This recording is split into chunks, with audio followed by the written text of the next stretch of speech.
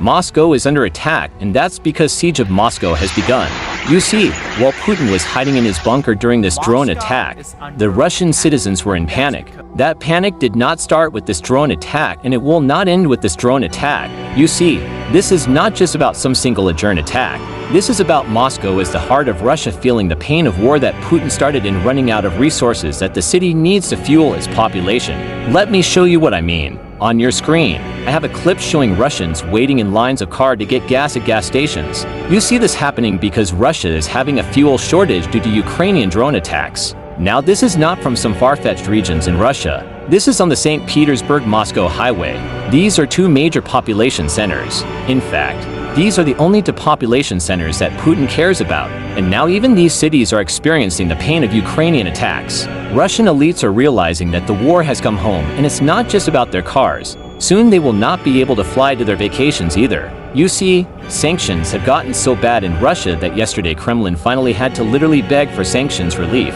And I'm not kidding. This is what Kremlin sent to the International Civil Aviation Organization, a UN organization that takes care of aviation-related stuff. They are responsible for aviation sanctions against Russian airlines. Russia claims that if these sanctions are not relaxed, Russian planes will literally start falling out of the sky. According to Russian officials, this is because they just don't have the spare parts to maintain their Boeing and Airbus aircrafts. So unless they get sanctions relief so they can buy those spare parts, the fleet will have to be grounded. Now I want you guys to be prepared for this next part. If you're standing up, maybe sit down because Russia says that if planes start falling off the skies and Russians die, that blood will be on UN's hand. It will not be Putin's fault for starting this invasion. Of course, they didn't say that last part, but they're trying to guilt-trip the UN to give them sanctions relief, as if that wasn't laughable enough. Yesterday, I was actually talking to General Ben Hedges while this statement came out, so I got his reaction to this news. Let's listen in. Actually, interesting point there. Just this morning, I think the UN meeting is about to happen and Russia is asking UN for sanctions relief because they're saying these sanctions are threatening their civilian airlines and our safety. That's why they're asking for sanctions relief. So, I guess sanctions are hurting. So, we do need to just double down more, right? That's the goal. Shadow Fleet. What you've been saying. Yeah, unfortunately, there's too many loopholes. I mean, you've even got some American components made by American companies are showing up inside Russian drones. So, not only do you need to have sanctions, but you have to enforce them. And, we have not done a good job of that and nor have all the other countries. So, that making sure that Russia is not able to produce quality precision weapons is an important part of this. I have exactly zero sympathy for Aeroflot or the ability of Russians to fly on holidays while they are inside Ukraine killing innocent Ukrainian women and men and children. So that's a priority choice for them if they want to have airline maintenance. Okay, then they should use what they have for that instead of for making rockets that attack Ukrainian cities. Now, these two situations is exactly what I mean when I say the siege of Moscow has begun. Because just think about it, in the old days, a siege would be to surround the city, cut the supply line, and starve out the population into a surrender. Well, that's what Ukraine is doing without actually physically surrounding Russian cities. Using drones, Ukraine is striking trains, railway junctions, fuel depot, refineries, warehouses, and of course, we cannot forget about the sanctions that are making it difficult for Russia to carry on like usual. That's basically achieving everything an old-school siege would achieve. And the sad part is that Russian citizens are suffering because of Putin's decision. Now, of course, we cannot forget about the Ukrainian drone attack that happened last night because it does play an important role. It lets the Russian citizens know that the war is not happening in some far-flung region. It's happening right at their borders and now it's reaching into their everyday life and they have to start questioning if it's all worth it. So, let's get into exactly what happened last night. I first learned about this from this report. It's the mayor of Moscow announcing to the Russians that Moscow is being attacked. According to him, there were 10 explosions heard around the city. We quickly found out that these were Ukrainian drones because we learned that the sky over Moscow was completely closed and flights were being delayed massively at all the airports now. Unfortunately, there was one plane that was already in the city in Moscow, but couldn't actually land because airports were closed. So, it was flying over the Moscow sky. But as you guys can see from the clip on your screen, it was flying very low to the ground. That's roughly 10-story building according to my counting the window. Calculation, not a very scientific method, but based on my counting, it's 10 maybe 12 stories and the plane is barely flying above that now. I'm not an aviation expert, so I had to research why it's doing that. Well, according to my research, it seems that doesn't matter how much Putin claims that Russia is a superpower, they actually don't have very good radars.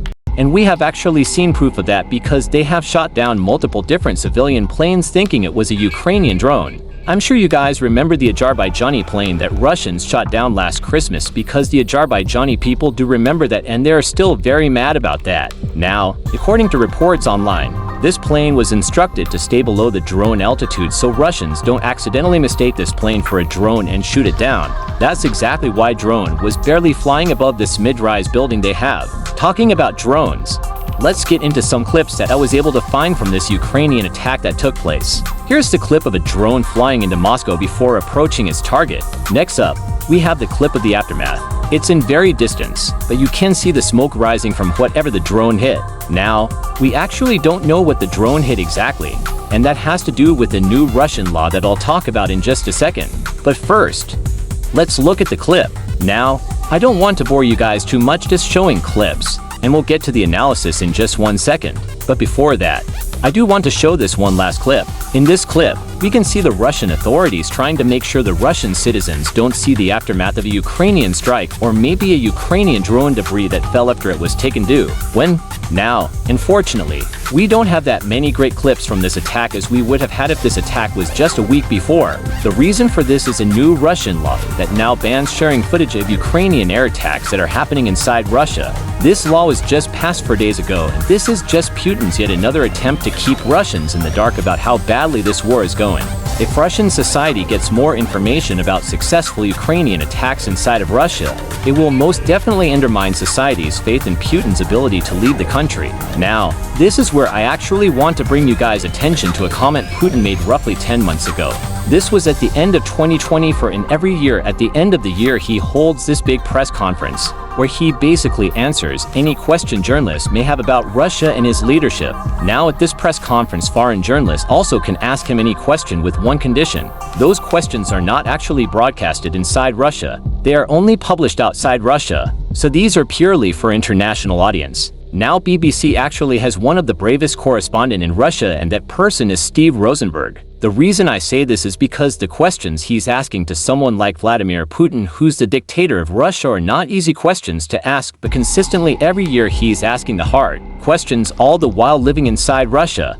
On top of that, in this question that you're about to see, he asked Putin that Russia is no longer safe because of the war you started, and the war that you started is not going well. How do you feel about all that? And you can see Putin get extremely visibly angry and out of control while answering this question. Once you see the answer, you can understand why he doesn't want Russian citizens to see this question, and that's the answer. This is purely for foreign audience. Let's play the clip. I read the final declaration of the BRICS summit. It talks about the need for global and regional stability and security in a fair world. And the motto of Russia's BRICS presidency includes these ideas of fairness and security. But what does that have in common with your actions over the last 2.5 years with the Russian invasion of Ukraine? We're a fairness, stability, and security here, including Russia's security, because before the start of this special military operation, there were no drone attacks in Russian territory, no shelling of Russian towns, no foreign troops occupying Russian territory. There was none of this. And finally, how does that match up with recent statements by British intelligence that Russia aims to spread chaos on the streets of Britain and Europe through arson and acts of sabotage and so on?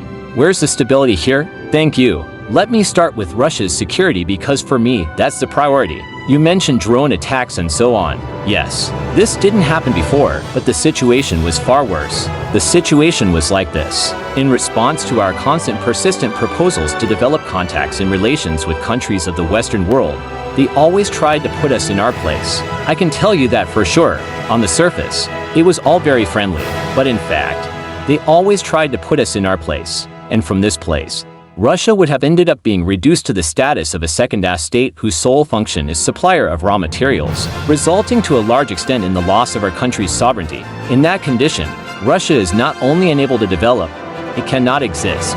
Russia cannot exist if it loses its sovereignty. That's the key point in getting Russia out of this situation, strengthening our sovereignty and independence in the economy, finances, military affairs, increases our security and creates conditions for its confident development in the future. As an independent state, fully fledged and self-sufficient with the kind of partners we have in BRICS who respect Russia's independence, respect our traditions, and whom we treat likewise. Now to the question of security in general. I've already spoken about Russia's security. I understand what you're saying, but from the point of view of security, is it fair when for years our partners ignored our constant request not to expand NATO to the east? Is it fair to lie to our face, promising there will be no such expansion? And then do this in violation of your obligations? Is it fair to move right up to our underbelly, for example, in Ukraine and begin building, not preparing, but already building military bases? Is that fair? Is it fair to carry out a state coup that I mentioned in answer to your colleague's question without any concern for international law and all principles of international law and the UN Charter? Financing a coup in a different country, in this case Ukraine, and pushing the situation towards a hot phase. Is that fair in terms of global security? And is it fair to violate your AI obligations when all countries in the West you cannot have security for one country if it violates another country's security? We said don't do this. It violates our security. NATO's expansion. They did it all the same. Is that fair? There's nothing fair here and we want to change this situation and we will. YouTube is growing so fast that it has just overtaken Netflix to become the most popular app on TV. That's just on TV, by the way. If you combine TV, phones, computers, tablets, people are spending an insane amount of time watching YouTube. This is exactly why YouTube is paying creators $45,000 per minute. That's $64 million every single day. So, if you have ever thought about starting a YouTube channel for yourself, now is the perfect time. And if you're looking to learn how people grow on YouTube in 2025 like this guy who got millions of views in just few months of starting a channel, then I have a solution for you. This weekend I'm holding a free boot camp for beginners where I will share all of our YouTube advice and answer any question you have about growing on YouTube.